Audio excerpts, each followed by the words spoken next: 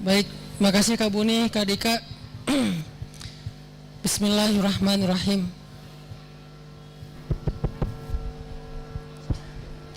Assalamualaikum warahmatullahi wabarakatuh.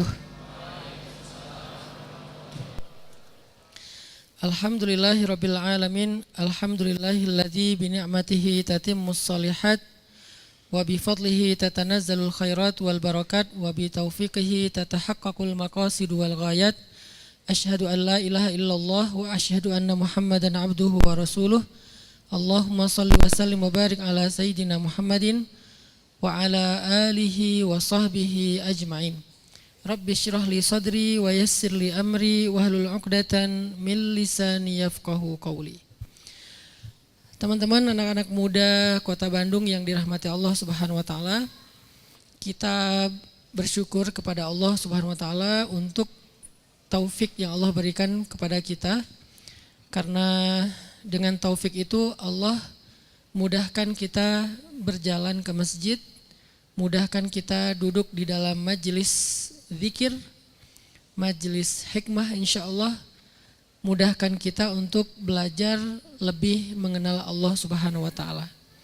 Karena enggak ada rezeki yang lebih besar daripada diberikan taufik untuk lebih mengenal Allah dan memahami kebenaran. Yu'til hikmata may yasha wa may yu'tal hikmah faqad utiya khairan katsira.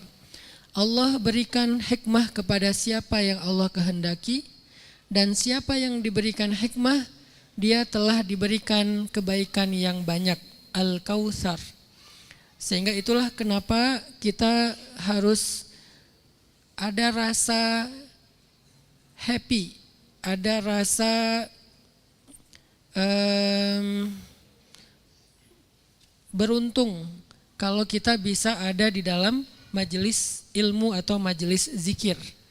Karena mendapatkan pemahaman fikih dalam agama, hikmah dalam agama, dalam hidup, itu adalah nikmat. Kalau kita duduk dalam majelis zikir, majelis ilmu dengan rasa biasa aja, berarti kita belum paham bahwa yang kita sedang dapatkan itu adalah anugerah yang besar dari Allah, bahkan lebih besar daripada materi. Materi, harta itu nikmat, tetapi bukan khairon katsira. Dia nikmat, dia kebaikan, tetapi bukan kebaikan yang banyak. Kebaikan yang banyak, kebaikan yang besar itu adalah hikmah. Dan kata para ulama, hikmah itu al-isabah fil qawli wal amal. Tepat dalam ucapan, tepat dalam perbuatan. Artinya Allah berikan kita kemampuan untuk memahami kebenaran, sehingga ucapan kita tepat, maka insya Allah juga perbuatan kita tepat. Pada kesempatan ini kita akan bahas tentang supporting system atau circle pertemanan. Ini penting buat anak-anak muda karena kita udah ada di satu kondisi yang sosial itu udah bukan lagi sesuatu yang hanya sekedar pilihan kita ya, tetapi dipilihkan. Dulu kita kalau mau cari teman tuh kita milih gitu. Kalau sekarang kita nyari teman itu bukan hanya milih, tapi dipilihkan. Oleh apa? Oleh algoritma sosial media. Jadi sekali kita lama nonton satu video, bukan ngeklik sebetulnya, dia cuman lewat di FYP kita, terus kita nonton agak lama misalnya berapa detik, setelah itu disuggest terus kan oleh algoritma kepada hal-hal yang serupa atau circle-nya dari akun tersebut. Sehingga otomatis kita akan mendapatkan informasi-informasi sesuai dengan yang disuggest, yang disuguhkan lah kalau bahasa kita. Sehingga akhirnya dengan informasi yang disuguhkan itu terbentuklah persepsi kita. Jadi saya sekarang makin yakin ya, persepsi kita itu nggak bisa kita katakan 100% objektif tentang apapun sekarang, tentang apapun. Karena informasi yang kita anggap objektif itu adalah sebagiannya memang hasil browsing kita nyari memang. Sebagian lagi adalah disuggest ketika kita nggak sengaja ngelihat sesuatu misalnya. Kayak misalnya kita ngelihat sebuah konten tentang fikih. Konten fikihnya sebutlah dalam urusan sholat misalnya yang kunutnya sholat subuhnya ada kunut. Kita nonton tuh konten kenapa sholat subuh itu ada kunut. Udah gitu nanti dia muncul lagi tuh konten lain tentang bacaan niat, muncul lagi konten lain tentang basmalah itu jahar, muncul lagi konten lain bersentuhan dengan istri itu batal wudhu, muncul lagi konten lain dan seterusnya disuggest ya. Karena tadi awal nonton sholat subuh pakai kunut. Satu lagi nonton misalnya yang ini bid'ah, nanti disuggest lagi yang ini juga bid'ah, yang itu juga bid'ah, yang akhirnya lama-lama banyak banget kebid'ahan yang kita tahu ya. Akhirnya kita menyimpulkan oh ini bid'ah, oh ini bid'ah, dan seterusnya. Dan ini adalah saya nggak lagi menghakimi siapapun, lagi ngebangun sebuah persepsi bahwa oh ternyata pandangan kita tentang sesuatu itu disuggest oleh algoritma. Disuggest oleh yang pertama kali bahkan kita nonton secara nggak sengaja gitu. Saya misalnya nonton Gus Baha, itu setelah itu muncul terus akhirnya saya jadi ngefans sama Gus Baha. Nggak sengaja sekali saya nonton Aldi Taher, akhirnya muncul terus sampai saya sekarang ngefans sama Aldi Taher. Jadi selain saya ngefans sama Gus Baha, saya juga ngefans sama Aldi Taher karena dia disuggest terus Aldi Taher sampai saya tahu lagu terbaru Aldi Taher yang Cinta Terhalang Tembok itu kan gara-gara disuggest. Terakhir misalnya anak saya tuh kan senang ngelihat saya nyembelihan. Akhirnya dia nyari sapi ngamuk. Akhirnya muncul cerita-cerita sapi ngamuk kan yang ada di Idul Adha kemarin dan yang udah lalu-lalu masih diulang lagi. Keluar sapi-sapi, setiap saya buka karena pakai iCloud-nya, iCloud saya walaupun dia pakai tablet tapi iCloud-nya sama. Jadi kalau saya buka YouTube itu yang keluar tuh sapi ngamuk. Sehingga saya banyak dapat akses tentang sapi ngamuk. Teman-teman nonton penyembelihan saya, nanti akan muncul lagi penyembelihan walaupun banyak yang di blur, banyak yang cuman pas awalnya nggak sampai nyembelih, saya aja yang agak ekstrim nunjukin karena ada niat edukasi. Tapi kan kesuggest kan, maka itulah pertemanan kita hari ini. Algoritma mensuggest kita kepada satu konten, satu nilai, bahkan sebuah circle pertemanan di sosial media. Kita nge-following siapa. Itu kan nanti ada semacam suggest juga di atas ya. Kamu kalau mau follow ini juga karena dia follow ini misalnya. Akhirnya kita kalau nggak follow pun dia muncul lagi lama-lama ya udah kita jadi kayak nge-follow walaupun sebetulnya kita nggak following dia, tapi kita sering dapat informasi dari dia. Nah itu pertemanan hari ini di sosial media dan itu nggak bisa kita abaikan lagi. Itu sedikit banyak mulai mempengaruhi persepsi kita, mempengaruhi selera kita, mempengaruhi behavior kita, perilaku kita dalam keseharian itu dipengaruhi oleh, diawali dengan persepsi kan tentang sesuatu di sosial media. Maka saya merasa bahwa belajar tentang circle, supporting system, pertemanan, ini tuh penting di zaman sekarang. Sehingga walaupun kita nggak akan bahas ilmiah banget, lagi-lagi kita lebih kepada motivasi aja mencari circle yang positif, yang bisa jadi support system kita. Tapi ini penting. Jadi kita nge-follow siapa, kita nge-klik konten siapa, itu penting untuk membangun persepsi kita tentang sesuatu. Dan belajarlah kalau misalnya mau objektif menerima informasi, klik versi yang menurut kita kayaknya bukan itu yang kita pengenin gitu kadang-kadang. Kadang-kadang harus kayak gitu. Akhirnya kita, oh enggak gitu ya ternyata ya. Oh ternyata emang sosial media ini angle kamera banget ya. Kalau dilihat dari sebelah sini kayak salah, pas dilihat dari sebelah sini enggak salah. Walaupun emang dilihat dari mana juga salah. Seperti mengatakan, qala Rasulullah sallallahu alaihi wasallam fil Qur'anil Karim. Itu mah dilihat dari mana aja salah kan ya. Karena katanya Rasulullah bersabda di dalam Al-Quran, kan nggak ada Rasulullah bersabda di dalam Al-Quran. Ini dilihat dari angle manapun salah. Tapi ada beberapa kasus yang beda angle, beda kesimpulan. Dilihat dari sini kayak salah, dari sini salah banget, dari sini emang parah gitu. Jadi kayak emang beda-beda kesimpulan. Ada juga yang ekstrim, yang di sini salah, yang di sini nggak salah. Nah artinya apakah kita cukup dewasa untuk melihat angle-angle yang komprehensif yang berbeda ini, lalu kita jadikan itu sebagai salah satu sumber informasi, walaupun harusnya nggak jadi referensi sih. Karena sosial media kalau jadi referensi sangat rentan ya terhadap dibangunnya opini publik, akhirnya kita jadi ramai di antara kita sendiri gara-gara terbangun opini publiknya oleh sosial media, agak rentan banget sih. Saya kemarin tuh nggak sengaja agak lama nonton perdebatan antara salah satu santri Az-Zaitun yang katanya udah 11 tahun belajar sama salah satu santri pondok ya, yang udah lama juga belajar di pondok, yang nanya bukan Gontor kayaknya di Jawa Barat, yang dia nanya wajib wudhu itu apa aja gitu kan. Terus gara-gara itu ajengan ini atau santri ini sering muncul tuh di FYP saya, akhirnya jadi ngebahas selain bab wudhu, ngebahas bab-bab yang lain, sampai ngebahas bab rokok juga, bab vape juga, wah banyak nih fikihnya, karena disajas oleh yang tadi saya nggak sengaja nontonin perdebatan tentang wajib wudhu. Nah mau nggak kita melihat dari berbagai macam angle sehingga kita mendapatkan informasi yang lebih imbang.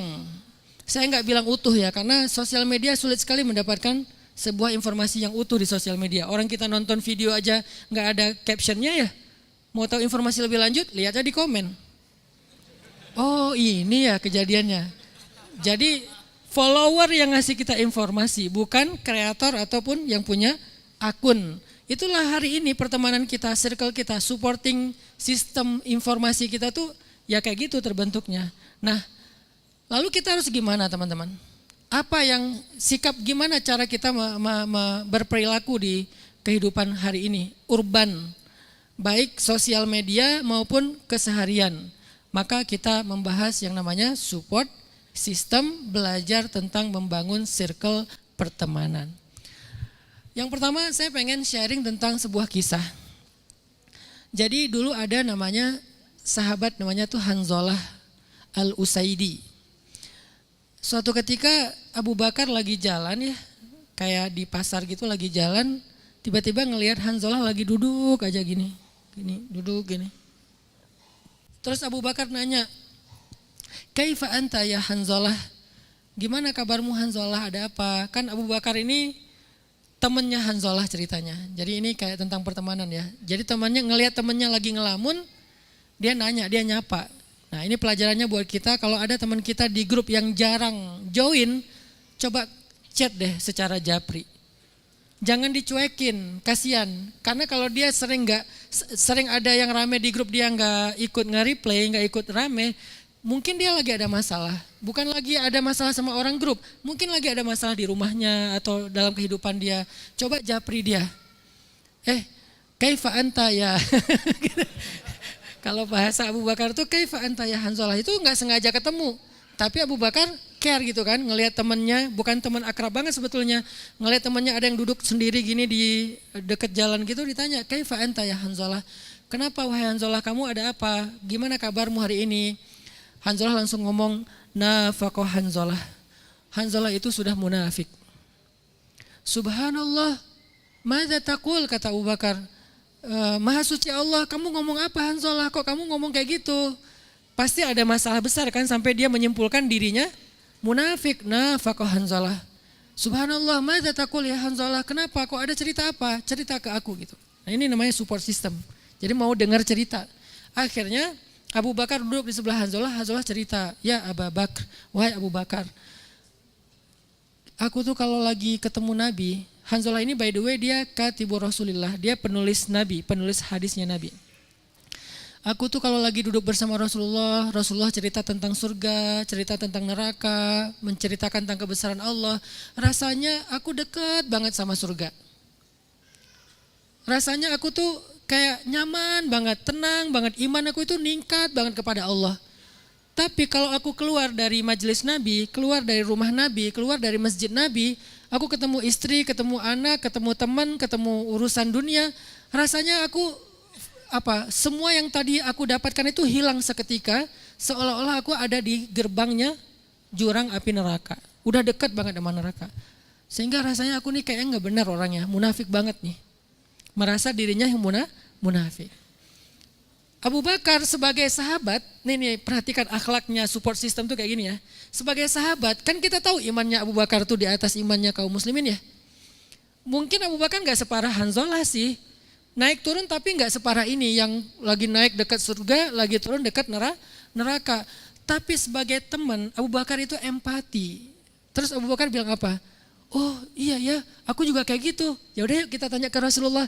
Ini adalah teman yang support system banget. Dia gak bilang, oh kirain. Gak ngomong gitu. Tapi dia mencoba untuk, ya kita sama gitu.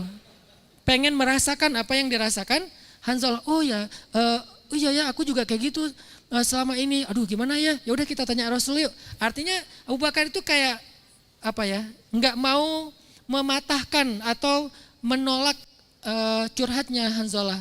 Seolah-olah ya sama. Ini orang-orang psikolog nih pasti ngerti banget nih metode ini. Kenapa kok dibikin Hanzalah itu jadi kayak merasa gak sendiri gitu. Ternyata yang gini bukan aku doang, ternyata dia juga gitu. Coba kalau misalnya dia orang yang gak empati. Oh ya udah banyak istighfar aja. Ya emang gitu sih bagi orang yang baru hijrah. Kayaknya kamu salah guru, kayaknya kamu dan segala macam dijudge gitu kan. Apalagi dimarah-marahin, kamu dasar ahli neraka segala macam. Itu kan nggak empati kan. Kalau Abu Bakar itu empati banget, dia langsung bilang, aku juga kayak gitu, gimana ya? Ya udah kita tanya Rasul yuk. Akhirnya ditemani sama Abu Bakar ke Rasulullah. Ditemani loh.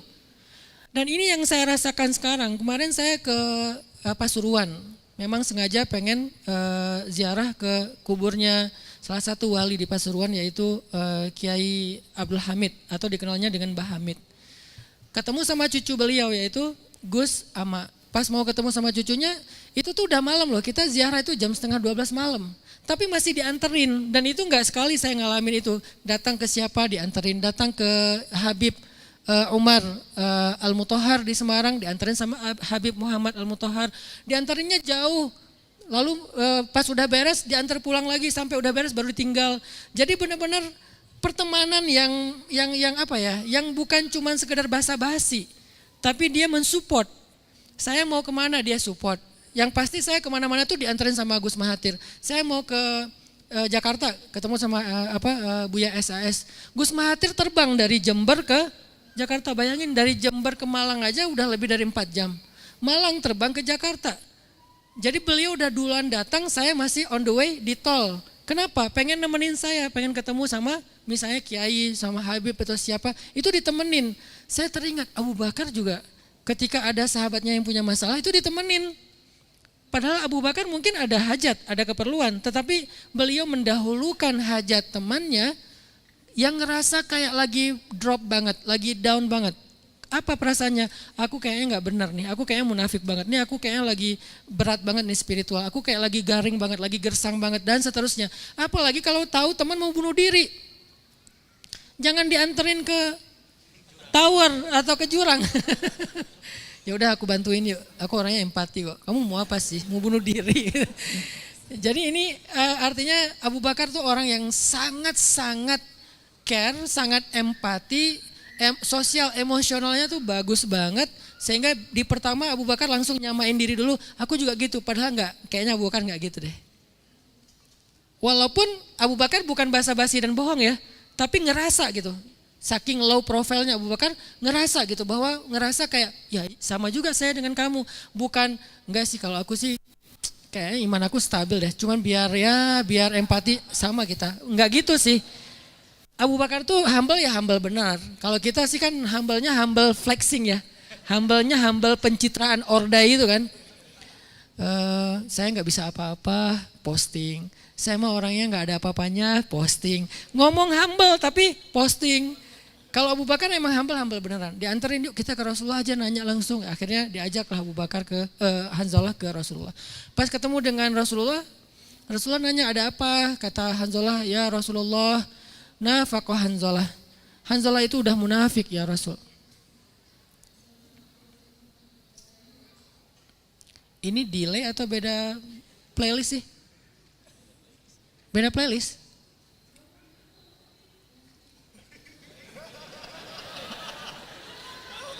Hah? Delay ya? Di depan gak kedengaran? Di atas gak kedengaran?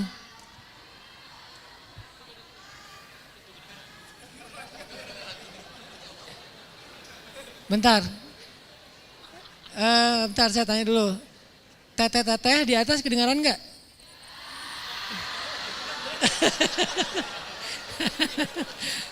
Oke. Gak jelas maksudnya ya? Gak jelas ya? Wah, ikhtilaf gini nih. Terjadi perbedaan mazhab.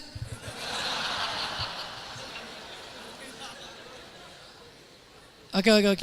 Saya coba, boleh operator suara soundnya digedein lagi.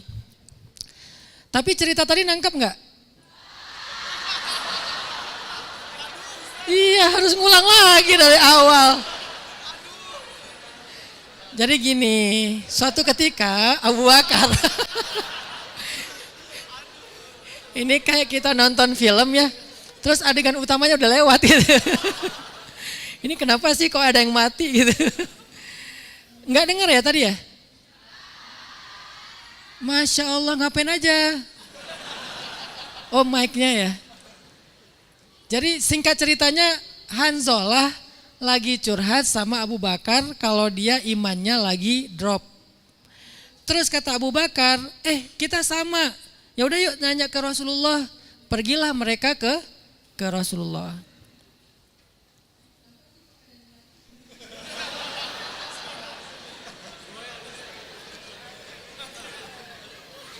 Kayaknya nggak ada kata-kata Hanzalahnya ya di sana ya. Beda playlist nih. Boleh diarahin ke sini aja biar kita nonton bareng. Terus pas sampai ke Rasulullah nanya, ada apa gitu. Kata Hanzalah, ya Rasulullah, nafaqah Hanzalah. Ya Rasulullah, Hanzalah itu sudah munafik. Kenapa kok kamu ngomong kayak gitu Hanzalah? Kata Hanzalah, kalau saya lagi dengan engkau ya Rasul, iman saya naik. Sampai rasanya saya udah ada di dekat surga, kayak sejengkal gitu jarak ke surga. Tapi pas saya pulang, iman saya drop langsung, seolah-olah saya ke neraka itu cuma sejengkal. Maka saya nggak benar ya Rasulullah, kayak orang munafik. Kata Rasulullah, wahai Hanzalah, seandainya kondisi kamu seperti ketika kamu ada bersamaku, maka kamu akan melihat malaikat datang berjabat tangan denganmu dan mengunjungi rumah-rumahmu. Tetapi saatan fasa'ah, ya ada waktunya iman naik, ada waktunya iman turun, wahai Hanzalah. Artinya apa? Artinya iman manusia itu emang naik turun. Kalau imannya bisa stabil, walaupun naik turun juga, cuman naik turunnya tuh masih normal, enggak gini. Tapi naik turunnya begini, maka dia akan menyaksikan malaikat musafahah, berjabat tangan dengan dia, dan malaikat akan datang ke rumahnya. Saking dekatnya dia dengan circle-nya malaikat. Nah, kira-kira apa maksud dari pesan Nabi bahwa ada waktunya begini, ada waktunya begitu, ada kondisi imannya lagi bagus sehingga malaikat bermusafahah, berjabat tangan, apa maksudnya? Sehingga nanti kita pelajari dalam konteks membangun circle pertemanan atau membangun support system dalam pertemanan kita. Insyaallah akan kita lanjutkan pembahasannya ba'dal isya. Barakallahu fikum.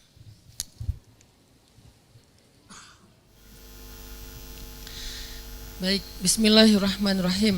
Teman-teman, kita lanjutkan sharing kita tentang circle pertemanan atau support system. Tadi kita membahas kisah dari sahabat Nabi yang bernama Hanzalah al-Usaidi bersama dengan Abu Bakar As-Siddiq. Ada banyak banget inspirasi dan pelajaran dari adegan tadi Inspirasi yang pertama adalah tentang bagaimana seorang sahabat itu memperlakukan sahabatnya. Jadi kalau kita belajar dari Nabi, sahabat, tabi'in, tabi'ut tabi'in, para ulama, kita bukan hanya bisa mengambil pelajaran fikih dan ibadah dari mereka. Mereka adalah generasi terbaik dari semua sisi. Jadi selain terbaik dari sisi ibadahnya, terbaik dari sisi fikih dan keilmuan, mereka juga yang terbaik dari sisi moral, akhlak, perilaku, ataupun sosial. Sehingga ketika kita belajar tentang masalah moral, masalah sosial, kayak tentang support system, coba kita ambil mereka sebagai teladan kita. Kisah-kisah mereka itu cukup inspiratif untuk kita jadikan sebagai teladan ataupun kebaikan dalam kehidupan sehari-hari kita.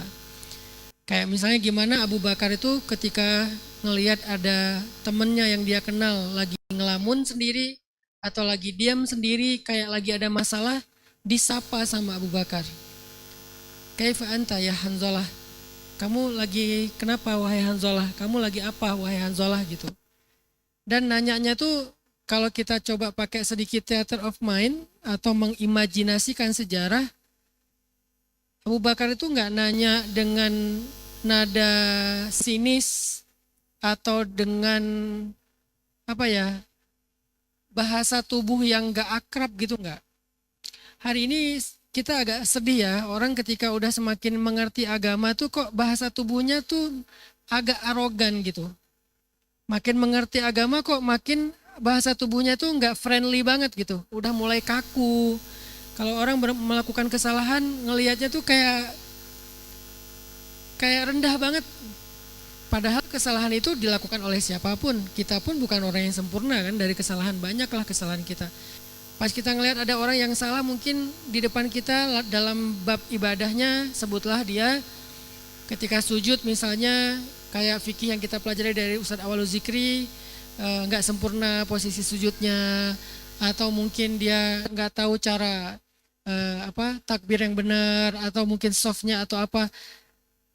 Kita udah nggak lagi ada rasa cinta dan ukhuwah. Yang muncul adalah merasa lebih tahu dan lebih benar. Sehingga dengan merasa lebih tahu dan lebih benar itu kita memandang orang lain itu rendah. Ini sebetulnya ini nggak kayak gitu sih perilaku para sahabat. Para sahabat itu bahkan Nabi aja ngelihat ada orang yang nggak tahu Islam, lalu melakukan kesalahan yang cukup agak ekstrim, yaitu buang air kecil di dalam masjid, itu kan nggak dimarahin apa dipukulin ya, tapi diajak ngobrol kenapa misalnya. Nah, akhlak-akhlak yang kayak gini tuh harus sering kita baca dari Nabi, para sahabat, dan orang-orang soleh sebelum kita. Sehingga ketika kita semakin berislam dengan baik, harusnya rahmatan lil alamin dari keberislaman kita itu langsung kerasa. Orang yang udah hijrah itu langsung kerasa rahmatan lil alaminnya. Orang yang udah ngaji itu langsung kerasa rahmatan lil alaminnya. Bukan justru mending lo gak usah ngaji deh, daripada lo sejak ngaji itu udah galak, udah arogan, udah suka nyala-nyalahin, udah udah nggak friendly banget, udah sinis. Jadi ngelihat apapun tuh kayak sinis gitu, kayak semua dunia ini nggak ada yang benar. Susah gitu ya, kok gini ya, jadinya kayak ya nggak gitu juga sih. Nabi dan para sahabat itu ketika mereka memahami Islam nggak membuat mereka merasa paling gitu, si paling surga, si paling benar misalnya di antara yang lain, enggak. Makanya pas ngelihat Hanzalah kayak gitu nanya, kaifa anta ya Hanzalah, kamu kenapa wahai Hanzalah gitu. Saya ngebayanginnya Abu Bakar tuh nanya kayak gitu tuh sambil duduk di sebelah Hanzalah, bukan sambil lewat. Lo kenapa sih? Enggak gitu. Kaifa anta ya Hanzalah. Terus karena saya mendengar cerita ini selain membaca kisahnya ya, mendengar dikisahkan oleh ulama yang saya jadikan referensi, beliau menceritakan tuh dengan nada yang enak gitu. Dengan nada yang enak. Salah satunya misalnya Syekh Ramadan Buti, semoga Allah memberikannya pahala syahid.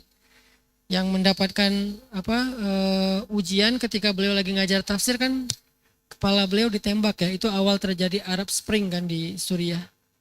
Ketika diceritakan oleh Syekh Ramadan Buti atau Syekh para ulama-ulama yang lain, itu saya mendengar kok kisahnya tuh kayak sahabat itu orangnya tuh akrab banget, terus perhatian banget, bukan yang gini-gini. Jadi enggak, ya Hanzalah, kenapa kamu? Enggak gitu sih nadanya. Dia nadanya, kaifa anta ya Hanzalah, kamu kenapa Hanzalah? Nah ini pelajarannya adalah peduli sama teman. Jadi kita jangan pas lagi ada maunya doang kita baru nyapa. Tapi belajar menyapa sebagai bentuk kepedulian dan mempedulikan saudara kita bagian dari sunnah Nabi. Mempedulikan keadaan saudara kita, sahabat kita, minimal circle kita aja itu bagian dari ukhuwah. Dan Allah suka dengan orang yang berukhuwah, orang yang saling mencintai di dunia. Maka Allah juga akan mencintainya. Irham man fil ard, yarhamuka man fis sama. Sayangi yang di bumi, engkau akan disayangi yang di langit. Dalam bahasa perumpamaan. Maksudnya kalau kita saling berkasih sayang dengan sesama makhluk Allah, manusia, hewan, tumbuhan dan seterusnya, Allah juga sayang sama kita. Nah, Abu Bakar tuh orang yang orang yang sangat penyayang. Orang yang sangat penyayang. Sehingga nanya ke Hanzalah, kaifa anta ya Hanzalah? Terus Hanzalah karena yang nanyanya Abu Bakar dan kayaknya nyaman dalam bertanya, bisa curhat langsung. Kalau nanyanya nggak antusias kan pasti jawabnya nggak apa-apa kan gitu ya. Kamu kenapa sih? Nggak apa-apa. Kenapa jawabnya kayak gitu? Karena kita tahu nih orang juga nggak butuh. Kayaknya nggak serius-serius banget nanya kabar kita. Lo ngapain? Nggak ngapain gitu aja. Tapi kalau kamu ada masalah ya gitu. Kan berarti kita lagi siap ya untuk mendengar. Nah karena Hanzalah juga tahu Abu Bakar siap mendengar, akhirnya Hanzalah curhat. Nafaqah Hanzalah. Hanzalah itu udah munafik, wahai Abu Bakar. Loh, subhanallah, madza taqul? Kamu maksudnya apa kok ngomong kayak gitu, kata Abu Bakar. Ya, karena kalau aku gini, terus Abu Bakar berusaha untuk memahami perasaan Hanzalah, enggak menghakiminya dengan mengatakan, aku pun demikian, wahai Hanzalah. Kita bisa nggak kayak gitu dalam komunikasi dengan pertemanan untuk membangun suhbah solihah, circle positif. Jadi pas di grup, di sosmed, kita tuh berempati sama orang. Jangan selalu merasa paling sempurna, paling ideal, paling keren, paling soleh sendiri. Karena Abu Bakar lebih berhak merasa kayak gitu daripada kita. Abu Bakar lebih berhak merasa kayak gitu. Karena di antara umat Islam gak ada lagi yang lebih baik daripada Abu Bakar kan. Selain Nabi dan keluarganya. Ada Sayyidah Aisyah, ada ya. Tapi Abu Bakar tuh kalau ditimbang tuh kan imannya lebih daripada umat Islam gitu. Orang yang paling berhak untuk merasa lebih aja, merasa paling aja gak ngerasa. Bukan basa-basi, emang gak ngerasa gitu. Emang gak ngerasa. Buktinya Umar tuh pernah menangis gitu. Dan kemudian nanya kepada Huzaifah ibnu Yaman, ya Huzaifah, kamu tuh kan hafal nama-nama orang munafik ya. Coba kira-kira ada nggak nama aku di antara list nama-nama orang munafik itu? Kata Huzaifah nggak ada, wahai Amirul Mukminin. Akhirnya dia tenang. Mereka tuh emang benar-benar nggak ngerasa. Kalau kita kan baru beramal sedikit, baru hijrah sehari 2 hari kan udah ngerasa paling ya. Mereka kan enggak. Udah sesoleh itu dijamin masuk surga, coba. Dijamin loh, 1 dari 10 orang yang dijamin masuk surga. Nomor 1-nya Abu Bakar. Belum lagi nanti hadis-hadis keutamaan Abu Bakar yang sangat banyak. Rasul sendiri yang ngomong. Abu Bakar langsung dengar dari Rasul. Bukan riwayat tiba-tiba keputus. Enggak, langsung dengar. Ini informasi itu langsung akurat gitu. Tapi enggak merasa tuh. Coba bayangin orang dari jamin masuk surga dari lisan Nabi. Orang yang udah banyak berkorban untuk Islam dari sejak awal dakwah, orang yang ibadahnya luar biasa, ketika ada temannya curhat bilang saya tuh udah munafik, oh saya juga sama Hanzalah, kita sama, bisa sehumble itu coba bayangin. Masih adakah sifat humble kayak gini dari generasi muslim, dari anak-anak muda Islam yang sudah hijrah, atau justru kita langsung membuang sifat humble-nya sahabat tiba-tiba jadi arogan, hanya dengan sehari 2 hari, sebulan 2 bulan kita belajar agama. Sejak kapan kita menjadi lebih daripada orang lain? Dan don't judge the book by its cover kan. Seringkali kita ngelihat orang tuh biasa aja padahal dia seorang ahli sarirah. Apa itu sariroh? Ibadah rahasia. Yang kita lihat dia penampilannya biasa, ternyata dia punya ibadah rahasia. Yang kita nggak pernah tahu. Makanya belajar dari Abu Bakar, oh ternyata membangun circle positif itu, bahasa Arabnya suhbah solihah, bi'ah solihah, itu memang harus punya humble, harus punya sifat rahmah. Rahmatan lil alamin itu sifat rahmah artinya. Lil alamin artinya ke siapa aja, kita rahmah gitu. Makanya kemarin pas kita bahas di kebun, mungkin teman-teman banyak yang nggak datang ya, fikih berkurban. Ternyata para ulama, mayoritas ulama berpendapat hewan kurban itu boleh loh diberikan kepada non-muslim. Hewan kurban itu, daging hewan kurban itu boleh diberikan kepada non-muslim.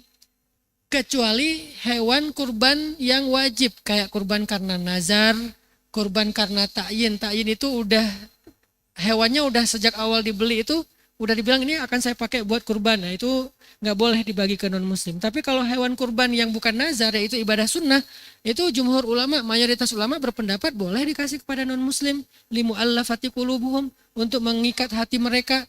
Sebegitu rahmahnya, sebegitu penyayangnya Islam gitu. Apalagi hewan kurban yang diberikan pemerintah dari Baitul Mal, itu lebih luas lagi jangkauan pemberiannya. Malah boleh dijual hasil dagingnya. Jadi kalau kita dapat hewan kurban dari wali kota misalnya ya, itu dagingnya boleh dijual loh. Tapi kalau dari sesama kita nggak boleh dijual, kecuali fakir miskin boleh menjualnya.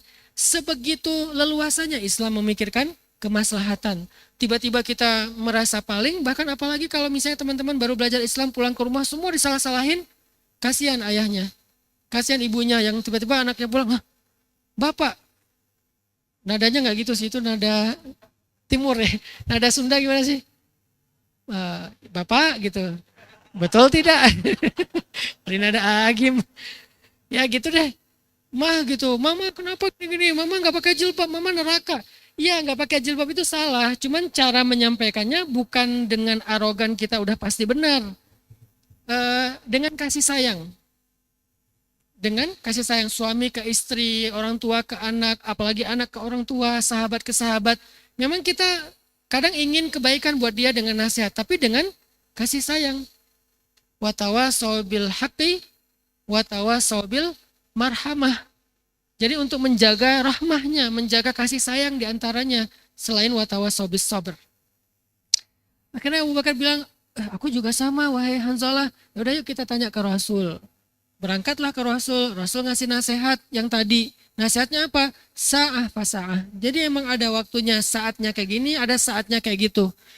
Tapi artinya maksud dari hadis ini ya belajar terus, jangan nyerah wahai Hanzalah. Jangan nyerah. Memang ada kondisinya kita lagi lemah, ya udah berusaha lagi.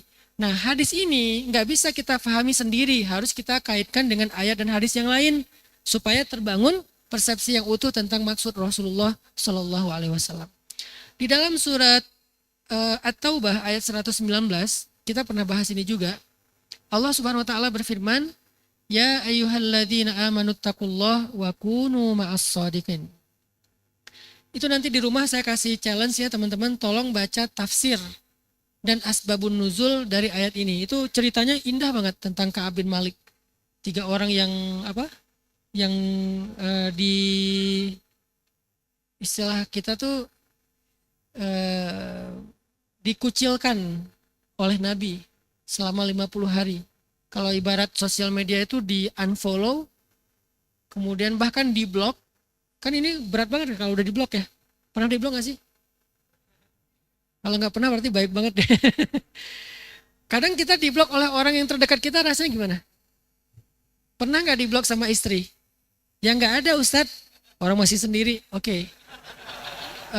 Di blok oleh sahabat, pernah nggak? Rasanya gimana? Berat banget kan? Apalagi ini di blok sama Rasul. Arti di blok di sini Rasulullah nggak mau ketemu. Rasulullah nggak mau ketemu, nggak mau ngobrol, nggak mau berpapasan, nggak mau bareng dalam sholat berjamaah. Kan itu lebih berat daripada di blok. Di blok cuma sosial media doang.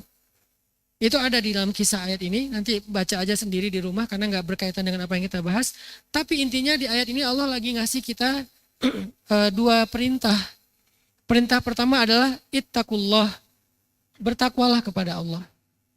Bertakwalah itu artinya menjalani perintah, meninggalkan larangan. Sesederhana itu sih bertakwa. Menjalankan perintah Allah, meninggalkan larangan Allah. Gimana caranya biar kita bisa bertakwa kepada Allah? Seringkali kita nggak mampu, pengen tapi nggak mampu. Pengen udah dilakuin tapi nggak istiqomah. Sehari bertakwa, sebulan durhaka gitu ya. Sehari taat, sebulan maksiat misalnya. Kita susah banget pengen istiqomah, dawam dalam ketakwaan. Gimana caranya? Allah kasih perintah yang kedua. Kunu ma'as shodiqin. Sertailah orang yang benar. Sertailah orang yang benar. Ayat ini meminta kita untuk mencari support system dalam ketakwaan. Karena kita nggak bisa takwa sendiri. Kita harus berjamaah. Berjamaah itu artinya punya circle. Berjamaah itu bukan sekedar punya organisasi ya. Kalau diterjemahkan jamaah itu organisasi agak berat sih. Tapi minimal punya circle, punya pertemanan. Walaupun kita nggak punya nama geng, nggak punya nama organisasi, tapi pertemanan, circle aja, berjamaah. Itu penting dalam menjalankan ketakwaan. Nggak bisa kita sendiri. Apalagi kalau kita sering sendiri, malah kita lebih dekatnya kepada wasawisus syaitan. Karena kalau kita sendiri itu kita lemah. Gampang sekali digoda sama syaitan. Sehingga perintah Allah selain bertakwa, kalau kalian pengen jadi orang yang bertakwa, kalian pengen dijabat tangan sama malaikat, kalian pengen jadi orang yang circle yang kedudukannya tinggi di mata Allah, caranya paling praktis itu adalah kunu ma'as shodiqin, cari circle yang support system. Apa yang kalian butuhin untuk disupport? Pengen sholat berjamaah, cari yang bisa support kalian dalam sholat jamaah. Pengen rajin ngaji, cari yang support kalian untuk supaya rajin ngaji. Pengen jadi orang yang lebih produktif, cari yang bisa support kalian lebih produktif. Karena almar'u ala dini khalili, seseorang itu sangat tergantung kondisi keimanan khalil. Khalil itu orang terdekatnya. Sangat terpengaruh. Jangan bilang bahwa kita tuh orangnya nggak mudah terpengaruh. Kita tuh semuanya terpengaruh karena itu udah sunatullah, udah fitrah kita sebagai manusia itu yuhawwidanihi, yumajjisanihi, yunassiranihi, emang terpengaruh. Sehingga karena kita sadar diri orang yang gampang terpengaruh, carilah yang bisa mempengaruhi kita kepada yang positif. Kalau kita sebagai orang tua, carikanlah untuk keluarga kita, anak-anak kita yang bisa mempengaruhi dia kepada yang positif. Caranya kunu ma'as shodiqin. Jadilah orang yang tumbuh bersama orang-orang yang benar. Orang yang solih. Ini ayatnya. Nah, suatu hari teman-teman, ada seorang sahabat bertanya kepada Rasulullah Shallallahu Alaihi Wasallam, "Matas sa'ah?" Ya Rasul, kapan itu kiamat? Kemudian Nabi nanya balik, "Wa madza a'adatta laha?" Apa yang udah kamu siapin buat kiamat? Karena dia nanya kapan kiamat kan? Terus Nabi nggak menjawab kapan karena pertanyaan itu salah, sehingga tidak ada jawaban yang benar. Wa yaquluna mata hadzal wa'du in kuntum shadiqin qul innamal ilmu indallah. Jadi itu pertanyaan yang salah sehingga tidak ada jawaban yang benar. Kan kita nggak ada yang tahu kapan kiamat. Yang tahu cuman Allah. Maka Nabi menjawab dengan kalimat yang lebih bijak. Matas sa'ah? Ya Rasul, kapan ya kiamat? Dia bukan mau ngetes Nabi. Dia bukan mau usil. Tapi dia benar-benar emang nanya karena nggak ngerti. Matas sa'ah ya Rasulullah. Rasul kapan kiamat? Kata Nabi, wa madza a'adatta laha? Emang kamu udah siapin apa buat kiamat? Karena kiamat itu kan artinya kita kembali kepada Allah kan. Ada padang mahsyar, ada hisab, ada sirat, dan seterusnya. Apa yang kamu udah siapin buat kiamat? Kalau memang kamu nanti terjadi kiamat. Kata dia, la syai'. Saya nggak nyiapin apa-apa ya Rasul. Ini tapi yang jawab sahabat ya. Nggak nyiapinnya versi mereka tuh udah paling soleh menurut kita kayaknya. Tapi dia ngerasa la syai', saya nggak nyiapin apa-apa ya Rasulullah, illa anni uhibbullah wa rasulah. Cuman saya sangat mencintai Allah dan Rasulnya. Jadi dia nggak punya amalan kayak Bilal misalnya sholat syukur wudhu, kemudian Ali nggak pernah ninggalin tahajud. Sahabat siapa yang zikirnya luar biasa, Abdullah ibnu Zubair yang sholat duhanya sampai hinggap merpati. Kan semua sahabat itu punya amalan-amalan hebat ya. Nah dia la syai', saya nggak punya apa-apa ya Rasulullah yang istimewa. Illa kecuali saya tuh sangat mencintai Allah dan mencintai Rasul. Maka Rasulullah SAW bersabda, anta ma'a man ahbabta, kamu bersama siapa yang kamu cintai nanti di hari kiamat. Apa pelajarannya di sini? Kenapa para ulama membawa hadis ini dalam menjelaskan hadis yang pertama tadi? Atau ayat yang di surat At-Taubah. Apa maksudnya? Kata para ulama maksudnya, kalau kita mau benar, kita tuh emang harus mencintai orang yang benar. Awalnya mencintai orang yang benar. Kalau kita mau soleh, kita emang harus belajar mencintai orang soleh. Jadi hadis ini bukan hanya tentang sekedar nanti di akhirat kita akan ketemu orangnya. Ya, karena orang soleh itu nanti akan memberi syafaat kepada kita. Setelah syafaat yang tertinggi yaitu syafaat Rasul. Kan ada kisah nanti orang soleh itu akan mencari sahabatnya di dunia ketika dia udah masuk surga nggak menemukan sahabatnya di surga. Lalu dia nanya ke Allah, ya Rabbi, di mana sahabat saya? Saya mencintainya karena engkau ketika di dunia. Kata Allah, dia di neraka. Atau dia di padang mahsyar, lagi dihisap. Kemudian dia bilang, ya Allah, saya ingin memberikan dia pertolongan. Bolehkah saya menolong dia? Kata Allah, coba cari, tolonglah dia. Akhirnya dia dikeluarkan dari api neraka. Dari api neraka loh. Akhirnya dia dimudahkan hisapnya. Yang lagi kesulitan dihisap. Oleh siapa? Oleh sahabatnya yang solih. Oleh sahabatnya yang ahli ibadah. Oleh sahabatnya yang dekat kepada Allah Subhanahu Wa Taala. Makanya engkau bersama siapa yang engkau cintai. Itu benar. Memang nanti penting punya orang yang kita cintai karena kesolehannya itu penting. Dan kita dicintai oleh dia juga. Jangan mencintai dari cinta dalam diam ya. Gimana cinta dalam diam? Saya cinta sama ulama ini, saya cinta sama ustadz ini. Tapi nggak pernah berusaha membangun cinta dengan dekat, peduli, mengambil hati. Kan kita kalau mencintai seseorang cari ngambil hatinya kan? Mana ada kita bilang suka sama cewek terus kita cuek. Kita nggak pernah peduli sama dia. Yang nama cinta itu ya kita tunjukkan. Nah ternyata dalam hadis ini Nabi nyuruh kita untuk mencintai orang soleh. Kenapa kok mencintai orang soleh? Selain di akhirat kita akan bersama dengan dia. Di dunia pun kita akan meniru dia, ngikutin dia, terpengaruh oleh dia. Sehingga karena kita terpengaruh oleh dia dalam kesolehan, pengaruh itu yang akan membawa kita bersama dengan dia kelak di akhirat. Pertanyaannya sekarang, apakah kita punya list orang soleh yang kita cintai karena Allah? Cintai ya, karena kalimatnya ma'aman ahbabtah. Bukan sekedar ma'aman tusahibuhu bersama orang yang engkau menemaninya, bukan. Tapi ahbabta yang engkau memang mencintainya. Ada nggak orang yang kita cintai karena kesolehan? Kalau orangnya udah wafat, bagaimana kalau orangnya sudah wafat? Kalau orangnya sudah wafat, maka kita doakan dia. Kalau orangnya masih hidup, ya kita berbuat baik kepadanya. Selain orang-orang yang kita cintai karena Allah udah wafat kayak para imam mazhab, Imam Syafi'i, Imam Hasan Al-Basri, Imam Abu Hasan Sya'rawi dan seterusnya. Jadi kita Imam Abu Hasan Al-Asy'ari dan seterusnya. Kita mencintai mereka karena Allah, tapi kan kita nggak bisa berbuat baik ya. Nah gimana caranya? Cari orang yang bukan orang sempurna, bukan orang yang perfect, tapi orang yang menurut kita lebih daripada kita. Cintai orang itu. Kalau bisa lebih dari satu. Maka sibukkanlah diri kita dalam mencintai mereka. Selain mencintai orang tua, mencintai pasangan, itu udah nggak usah didebat lah.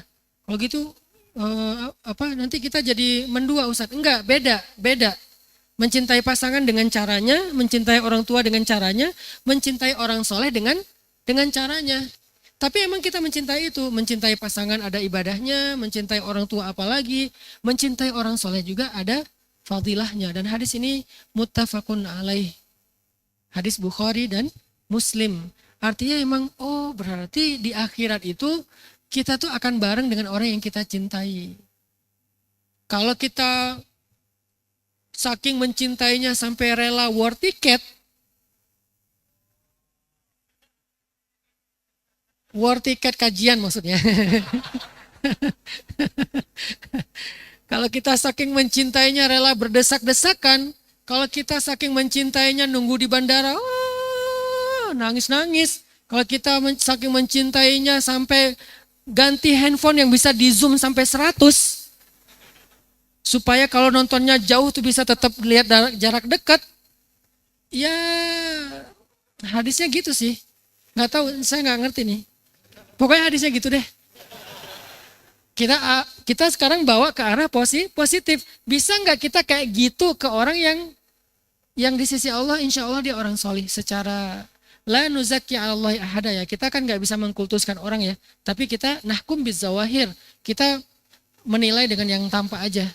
Yang paling gampang kayak gitu. Nahkum bizawahir. Kita menilai dengan yang tampak. Jangan sok-sok nebak. Itu mah cuman pencitraan doang. Itu mah cuma di depan kita. Itu mah kalau terus-terusan kayak gitu kita nggak akan pernah nemu. Nahkum bizawahir aja. La nuzaki 'alallahi ahada. Kita nggak pernah mengkultuskan dia sempurna, nggak. Tetap ada kekurangannya. Namanya manusia. Yang nggak ada kekurangan itu cuma Rasulullah. Makanya Allah Rasul ya. Kemudian para ahlul bait, kemudian para sahabat, para ulama terdahulu yang hadir sekarang. Kenapa kok harus yang hadir Ustadz? Yang ada, yang masih hidup. Agar kita bisa masuk ke circle dia. Gimana cara masuk ke circle-nya Imam Syafi'i? Nggak bisa karena kita kecuali yang circle muridnya Imam Syafi'i, yaitu yang mengajarkan ilmu fikihnya Imam Syafi'i. Tapi kalau dengan beliaunya ya nggak bisa. Makanya cari yang hidup lalu belajar langsung kalau nggak belajar ya deket lah. Saya punya nama-nama itu dan saya berusaha untuk ingat. Jadi kalau saya ingat dia di dunia, saya berharap dia kelak ingat saya di akhirat. Baik yang seleting dengan saya atau yang di atas seleting saya atau dia bukan ulama. Tapi saya melihat dia lebih baik daripada saya dalam ibadah, lebih soleh daripada saya dalam ibadah. Sehingga saya anggap dia sebagai orang yang harus saya cintai. Dengan segala keterbatasan dan kekurangannya pastinya. Selama bukan dosa besar, bukan yang ingkar kepada Allah. Ya, kalau dosa kecil yang namanya manusia bisa silap. Makanya sekarang pelajaran berikutnya dari support system, circle positif adalah siapa orang yang kita cintai dalam hidup selain orang tua dan pasangan atau keluarga kita. Kalau ada, kalau nggak ada, cari. Kriterianya apa Ustadz? Shodiqin. Kriterianya adalah orang yang soleh secara zahir. Kalau kita menemukan itu, maka kita mencoba untuk mencintai dia karena Allah. Lihat kesolihannya, jangan lihat totalitas dirinya, kesolihannya aja. Bab yang kita kagumi, udah itu aja fokus. Masya Allah, Masya Allah. Terus kita kayak berusaha untuk dekat dengan dia, berusaha menyenangkan hatinya, mengunjungi dia. Tapi hati-hati juga, jangan overacting, jadi ngeribetin. Ya, jadi ngeganggu. Nah kita harus bisa ngukur lah, mana yang mengganggu, mana yang memberi kenyamanan. Itu pasti beda. Kan ada cewek yang kalau kita terlalu agresif dia juga malah jadi ilfil kan. Jangan agresif kayak gitu juga sih, jungkir balik, caper-caperan, tiap malam kirim emoticon. Udah gitu pura-pura salah chat, fit call, orang nggak mau fit call dipaksain fit call, nelpon berkali-kali, kalau ditolak ulang lagi, udah kayak call center ya. Kan ada adabnya, apa adabnya dalam Al-Quran? Di surat Al-Mu'minun dikasih tahu adabnya, di surat An-Nur dikasih tahu kalau kalian masuk ke rumah orang mukmin minta izin. Kalau nggak diizinkan pulanglah, karena itu lebih baik untuk kalian. Ini berlaku juga untuk nelpon. Kalau kalian nelpon nggak diangkat, jangan nelpon balik. Jangan ulang lagi sampai 10 kali ngeganggu orang. Siapa tahu dia lagi ada meeting Zoom. Kita telepon, hilang pula dia ke lockout gara-gara kita. Akhirnya tiba-tiba dia harus masuk lagi ke Zoom, harus masuk lagi gara-gara telepon kita misalnya. Settingannya belum di ini sama dia. Jadi adabnya kayak gitu, kita jangan ngeganggu. Cuman berusaha untuk dekat. Berusaha untuk membangun hubungan yang baik dengan orang tersebut. Jadi anta ma'a man ahbabta, kamu bersama siapa yang kamu cintai. Di mana? Kelak di akhirat. Cari, insya Allah masih ada lah, walaupun bukan orang-orang yang sempurna. Di sekitar kita tuh baik teman kita, atau guru kita, atau saudara kita. Ada aja orang yang insya Allah lebih baik agamanya daripada kita. Terus dalam hadis yang lain Nabi juga bersabda, ini juga hadis Bukhari Muslim, kata Nabi, "Thalathun man kunna fih wajada halawatal iman." Ada 3 hal Kalau kita punya 3 hal ini, kita akan ngerasain iman itu, ibadah itu nikmat banget. Pernah nggak sebelum tidur kangen tahajud? Pernah Ustadz? Itu namanya halawatul iman. Pernah nggak hari Selasa kangen hari Kamis? Aduh udah lewat nih hari Senin, kangen hari Kamis. Pernah nggak beres tilawah, kangen pengen tilawah lagi? Pernah nggak pulang dari masjid, kangen ke masjid lagi? Kalau pernah, itu namanya halawatul iman. Gimana rasanya? Indah banget. Kalau belum pernah, coba berusaha. Nanti akan ada satu titik di mana kalian ngerasain bahwa yang namanya dengar ngaji itu lebih indah daripada dengar musik. Walaupun saya mengambil pandangan fikih bahwa tidak semua musik itu haram. Tapi saya sepakat mendengar ngaji lebih baik daripada mendengar musik. Itu udah pasti nggak bisa dibanding lah. Nggak apple to apple banget udah. Gimana sih mendengar ngaji sama dengan musik? Nggak sama, lebih baik. Kecuali yang ngajinya salah-salah ya. Kalau yang ngajinya rekaman di Spotify atau mungkin di YouTube kan itu udah saringan. Biasanya bagus-bagus, kita juga bisa milih. Itu pasti lebih baik. Nah kalau kita pernah ngerasain mendengar itu lebih indah daripada ini, berarti itu udah mulai dapat tuh halawatul iman.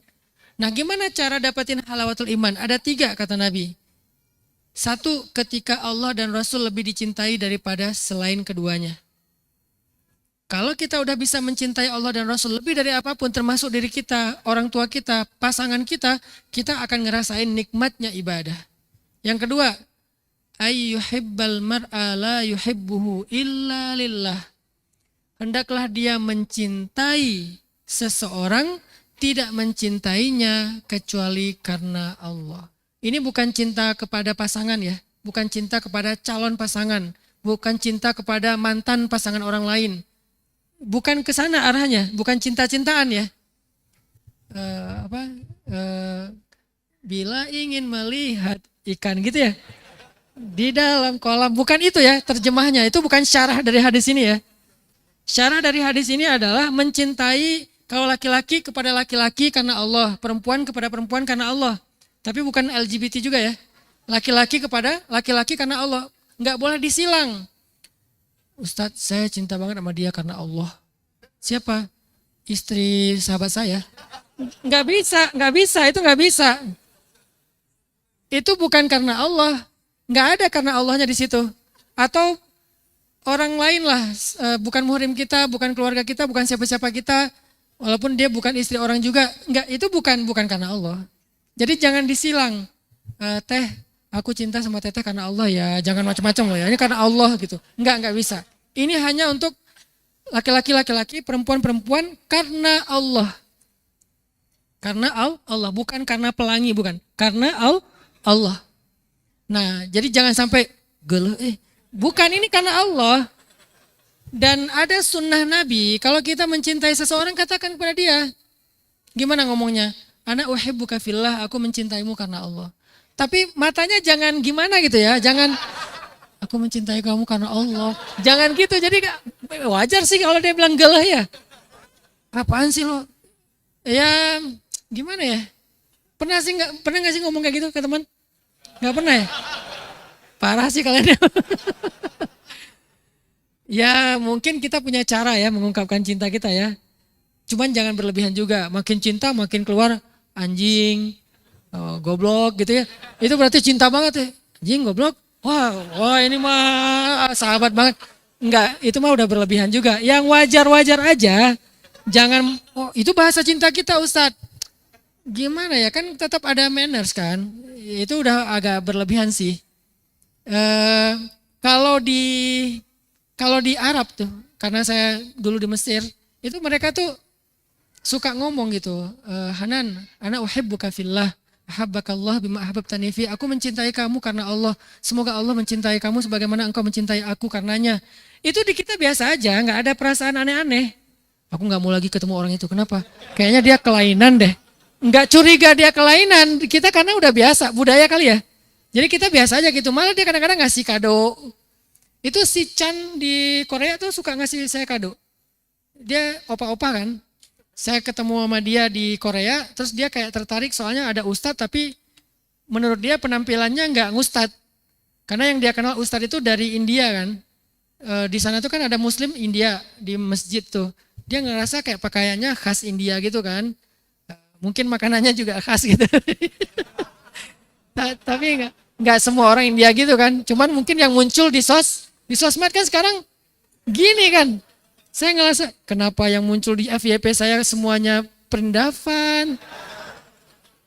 Lama-lama saya jadi seneng, enak ya, gurih banget. Kan nggak semuanya kayak gitu. Tapi kan karena yang muncul itu, jadi dia pikir ya orang India tuh kayak gitu, Muslim tuh kayak gitu. Pas ketemu, loh kok ini kayak santai banget. Pakai kupluk, pakai celana, dan seterusnya. Akhirnya dia jadi akrab sama saya. Pas jadi akrab, mulai banyak nanya-nanya tentang Islam. Yang kemarin saya bilang dia kurban juga kan. Pas Idul Kurban dia kurban loh. Emang Ustaz, jangan ditanya. Namanya juga empati. Udah kan dia pengen berkurban. Niat dia apa? Aku pengen ngerasain budaya kalian. Karena menurut orang Korea, Islam itu culture. Bukan, karena mereka nggak tahu agama kan, taunya budaya Islam kata dia. Aku pengen ngerasain budaya kalian, seru ya, ada waktunya motong hewan, bagi-bagi daging. Aku boleh nggak berkurban di Indonesia? Oh boleh. Dia kirim uang, kita carikan daging kurban. Anggap aja itu kayak hadiah gitu. Tapi bahasa dia berkurban. Mudah-mudahan jadi jalan dia untuk mengenal Islam. Nah, Opa Chan ini sering ngasih hadiah. Kalau saya lagi ulang tahun dia kirim hadiah, kadoin ala-ala Korea gitu kan. Isinya skincare. Wah ini nyindir saya nih. Mentang-mentang saya nggak sebening dia. Saya kalau lagi foto sama dia malas banget. Susah ngeditnya. Kalau saya kasih filter banyak dianya hilang keputihannya. Kalau saya ngirimin original dianya bening, sayanya butek gitu. Ya, jadi malas banget. Chan aku nggak mau foto sama kamu foto aja sendiri. Jadi kayak ngasih hadiah buat mereka. Saya nggak bilang dia kelainan, enggak, dia normal banget.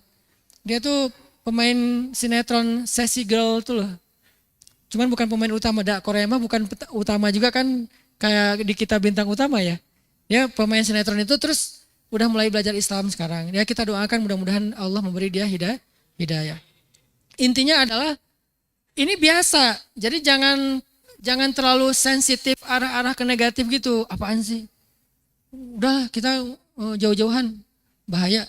Misalnya gitu. Enggak, karena ada sunnah Nabi mengatakan. Terserah gimana bahasanya. Tapi bahasa yang sunnahnya, ana uhibbuka fillah. Tapi kalau nggak bisa kayak gitu, apa ya tadi? Ana apa tadi ya? Ana uhibbu apa ya? Supermi atau apa ya tadi?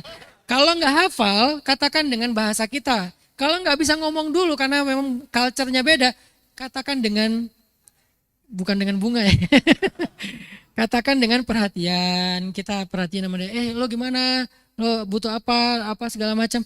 Ke orang yang kita anggap dia lebih soleh. Apalagi orangnya memang selain soleh berilmu. Yang insya Allah kita berhusnuzon dia menjadi orang yang dekat di sisi Allah SWT. Makanya hendaklah mencintai seseorang tidak mencintainya kecuali karena Allah. Yang ketiga, ayyakraha ayyauda ilal kufri kama yakrahu ayyuqadhafa finnar. Membenci kepada kekufuran sebagaimana dia benci kalau dia masuk ke dalam api neraka. Ini beda tema tapi akan sampai ke level itu kita gak suka dengan dosa. Tapi poin yang kedua adalah ternyata kalau kita pengen halawatul iman itu ideal, yaitu berarti kita harus punya circle, suhbah solihah. Kalau circle itu mendukung kita sering silaturahim. Makanya budaya datang ke ulama, datang ke kiai, datang ke habib, datang ke ustadz. Itu budaya bagus teman-teman. Kalau bahasa di Jawa Timuran, Jawa Tengahan itu sowan kan.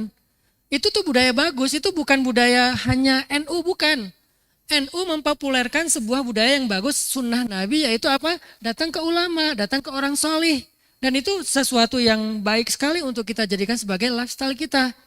Gimana cara datangnya Ustaz? Apa nggak ngerepotin? Kita lihat kondisi. Kalau kita datang ke rumahnya ngerepotin, maka kalau di Jawa itu datang ke pondoknya. Kalau dia nggak punya pondok, datang ke majelisnya kan gitu kan? Sebagaimana ayahnya Imam Al-Ghazali suka duduk di majelisnya ulama di masanya. Dan mencintai ulama itu mendengar dengan sangat antusias sampai menangis. Kemudian berdoa, ya Allah berikan saya anak seperti itu. Itu berarti dia mencintai ulama. Yuhibbunal ulama wa yujalisuhum. Yuhibbul ulama wa yujalisuhum. Dia mencintai ulama dan duduk dalam majelisnya ulama. Kayak gitu, kita sering datang, kita sering hadir. Kalau bisa kita hadir paling depan sehingga diingat. Kalau misalnya supaya diingat kita berbuat baik. Dan itu emang nyata. Dan saya ngomong gini itu karena saya juga mencoba untuk mengamalkannya. Jadi kayak misalnya sebutlah ada ustadz kita lah, Ustadz Amri Fatmi, Ustadz Awalu Zikri. Karena saya mencintai mereka karena Allah, saya tuh pengen lebih sering duduk dalam majelis mereka. Karena saya nggak mau cuma duduk sendiri, pengen bawa kalian. Akhirnya saya ngundang mereka ke Bandung supaya kita semuanya juga dapat syafaat ilmunya mereka. Kebaikan dari tabarruk dari ilmunya mereka. Kayak gitu caranya. Jadi berusaha, pas mereka datang ke sini, saya pengen menyenangkan hati mereka. Misalnya penginapannya cari yang terbaik. Kemudian kalau dia nginepnya di kebun, di pesantren di Cilengkrang, ya udah kasih kamar yang terbaik. Terus sama teman-teman, anak-anak shift semuanya coba perhatikan kebutuhannya. Mulai dari kebutuhan di kamar, makannya, segala macam, kendaraannya. Yang terbaik lah, excellent service banget. Supaya apa? Supaya mereka ingat dan ridho dengan kita. Sehingga kalau mereka ridho dan ingat dengan kita, insya Allah nanti di akhirat juga ingat dan ridho dengan kita. Sebagaimana mereka ingat di dunia, akan ingat juga di akhirat. Kalau di dunia nggak ingat, di akhirat nggak ingat. Bikin dia ingat kita di dunia. Si Fulan kemana ya? Kan Nabi suka nanya, Fulan kemana? Karena Nabi ingat dengan dia. Itu yang kita lakukan teman-teman. Mencari circle yang positif. Yang terakhir, kenapa saya bikin pesan underscore trend? Kenapa nggak bikin pondok pesantren? Pondok pesantren itu lembaga pendidikan formal untuk melahirkan calon-calon ulama. Itu udah keren banget.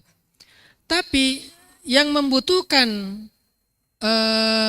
wadah untuk belajar itu bukan hanya para santri. Anak muda yang bukan santri juga butuh. Yang ngampus, yang SMA, yang sekolah umum. Kan kita semuanya juga butuh kan. Butuh wadah untuk belajar Islam tapi yang gak seberat pondok pesantren. Akhirnya saya bikinlah sebuah wadah pesan underscore tren, plesetan pesantren. Apa sih sebetulnya ini? Tempat nongkrong anak muda. Tujuan saya bikin pesantren yang di Cilengkrang itu supaya anak muda di Bandung dan sekitarnya punya circle positif dalam nongkrongnya. Makanya kita pengen konsepnya ada kafe, forest konsep, masjidnya, kafenya di sebelah masjid supaya kalau azan gak jauh-jauh untuk ke masjid.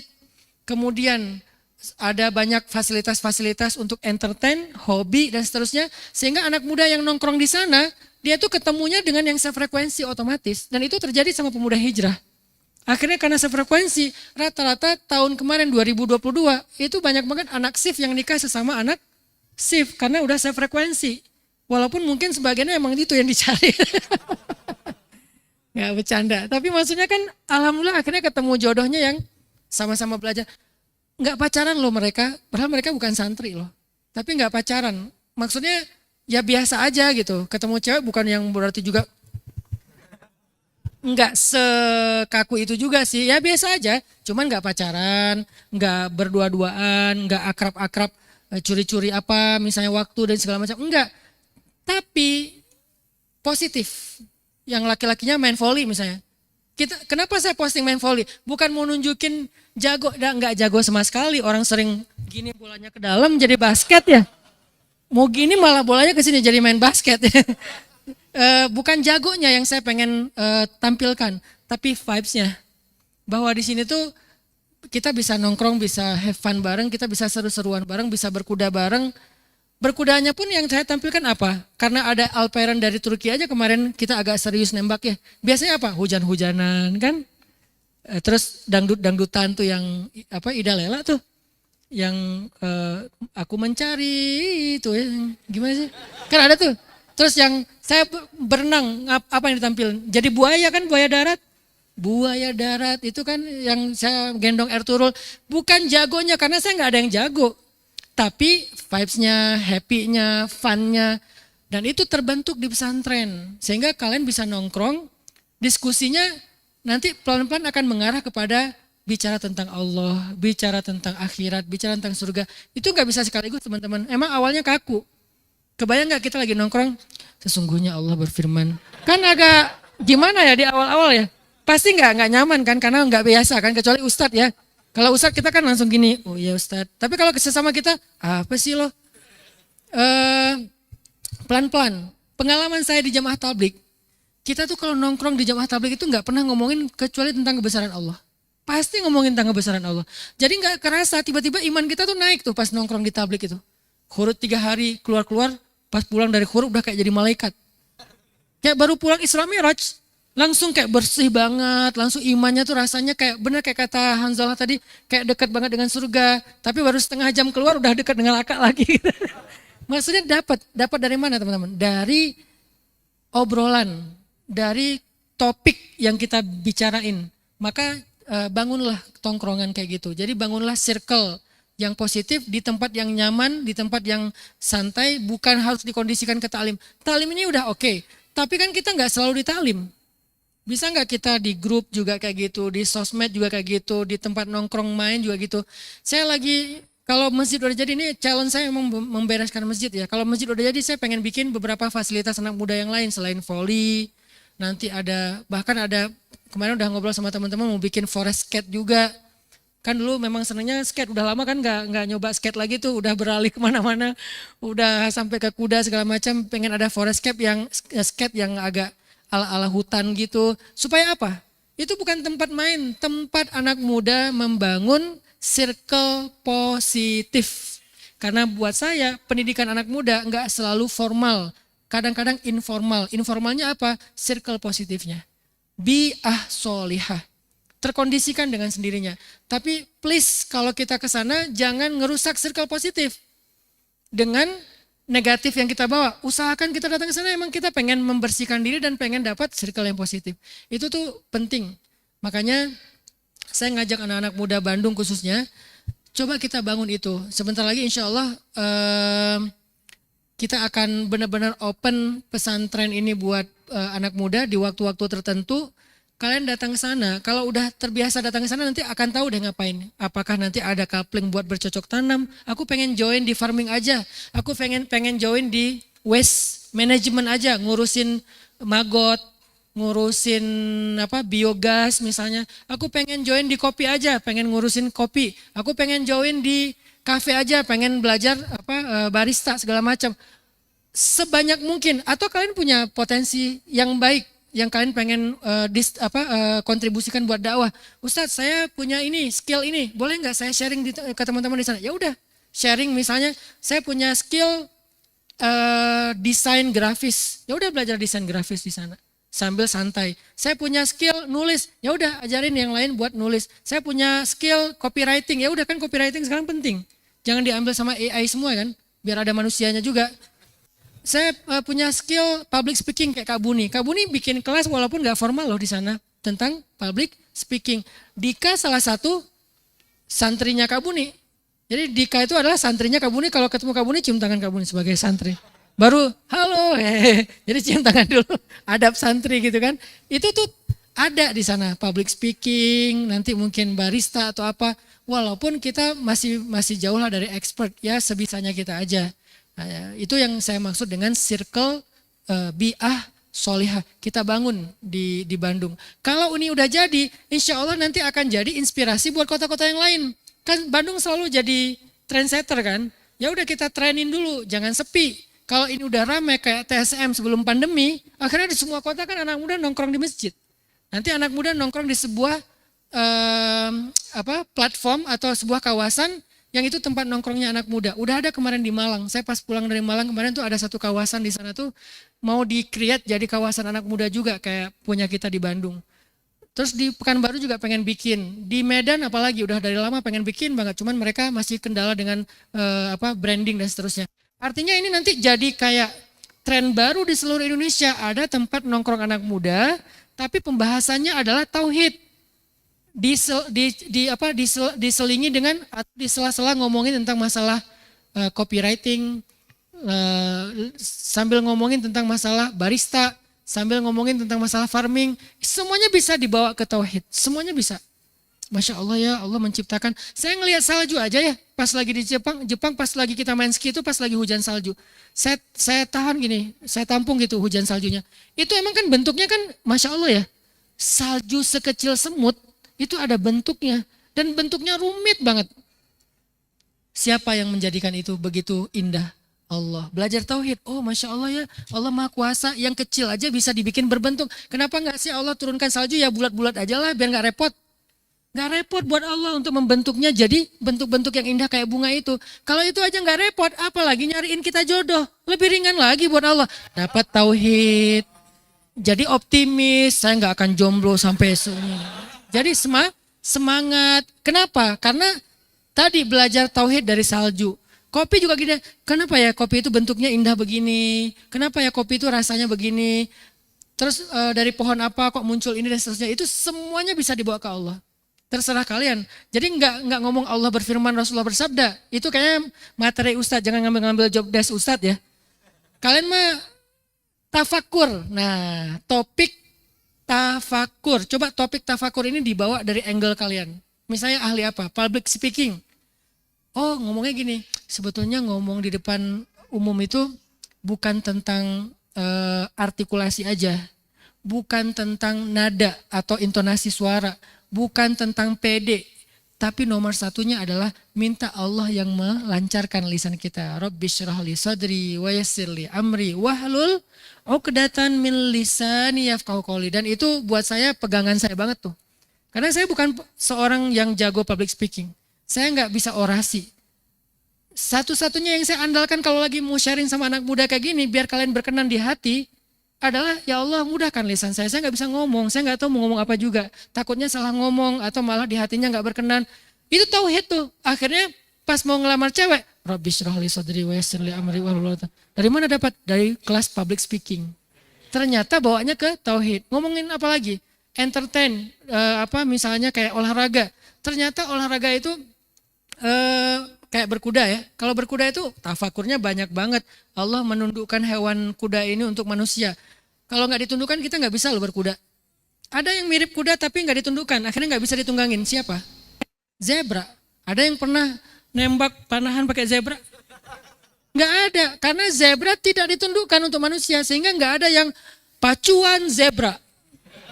Nggak ada pacuan zebra karena zebra nggak bisa ditunggangin, bakal ditendang tuh sama dia kayak yang judul tadi zebra ngamuk.